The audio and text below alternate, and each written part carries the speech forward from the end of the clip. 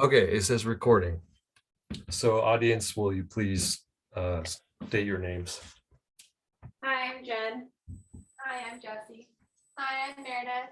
Hi, I'm Joe. Thank you. Okay. New York State failed to provide legally required mental health care to kids, lawsuit claims. That is a long but aptly named title of a recent ProPublica publication, March 31st, 2022. Abigail Kramer interviews a Long Island mother whose 15-year-old son had a lifelong struggle. Residential treatment seemed to alleviate his symptoms, but insurance systems, complicated by recent state initiatives, left him without proper aftercare, and he relapsed into self-harm and pattern instability. National Alliance on Mental Illness, otherwise called NAMI, stats on their website show that 1 in 5 Americans are living with mental illness, and 1 in 20 are affected by a serious mental illness. There's a good likelihood that this affects you or someone close to you. Today, I'm going to persuade you that mental health crisis prevention is a large problem that we must take action on.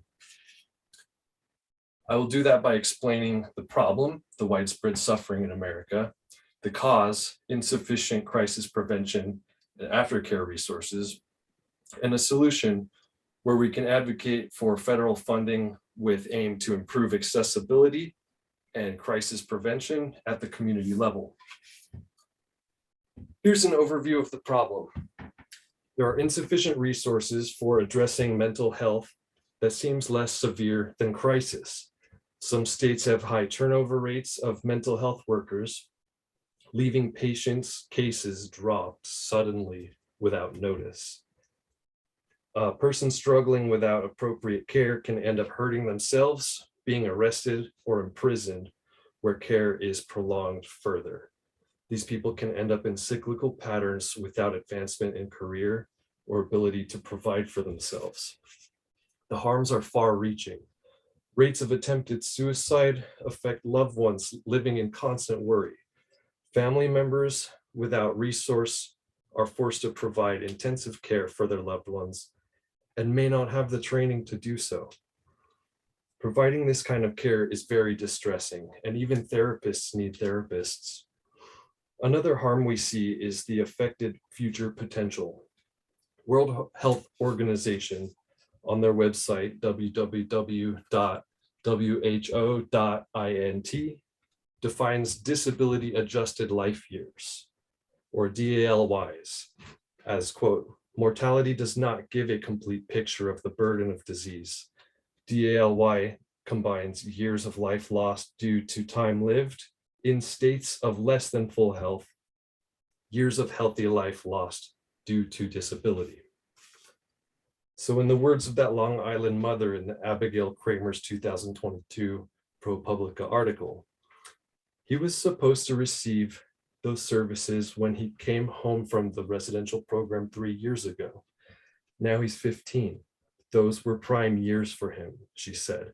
He missed all those years of developing when he should have been learning social skills and how to cope. Now that I've discussed problems, let's look at causes. Mental health workers receive insufficient pay for specialized work that is challenging due to the troubled nature of those they serve. In a ProPublica article titled "Doing Less with Less, Mental Health Care in Mississippi," published December 2017, Sarah Smith writes, "The budget cuts last year forced the mental health department to shed 650 jobs. Many employees left, including those who work directly with patients, make about $8 per hour in 2017. Where workers aren't valued, people, including children, are facing drastic all or nothing treatment measures.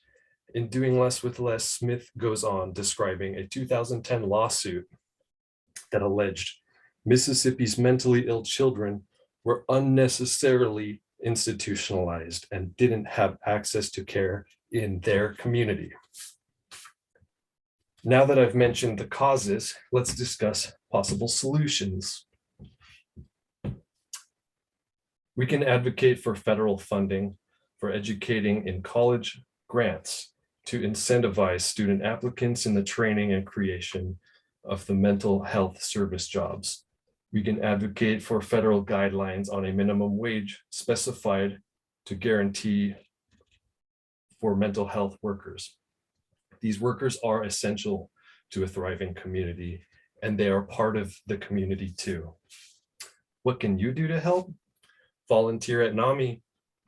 According to the NAMI webpage titled Volunteer NAMI Helpline Information and Resource Referral Specialists, posted March 7th, 2022, you can apply today, be trained to assist in over 70,000 phone calls that come in per year, where you can connect callers with resources and services appropriate to their specific needs.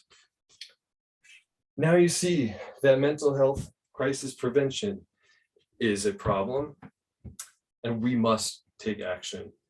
You know what must be done since I told you about the problem of suffering in America. 1 in 5 causes of so much suffering due to insufficient resources, and solutions to advocate for federal funding to improve accessibility and crisis prevention at the community level. It starts with us. Now you know the stats, 1 in 5. How might you change your day-to-day behavior? Ask yourself, am I a resource? Your choice to employ empathy can begin to make a difference today. Thank you. And my audience. I just watched the speech by Luke Wotawa. I just watched the speech by Luke Wotawa. I just watched the speech by Luke Wotawa. I just watched a speech by Luke Wotawa. Thank you very much. And that's a wrap.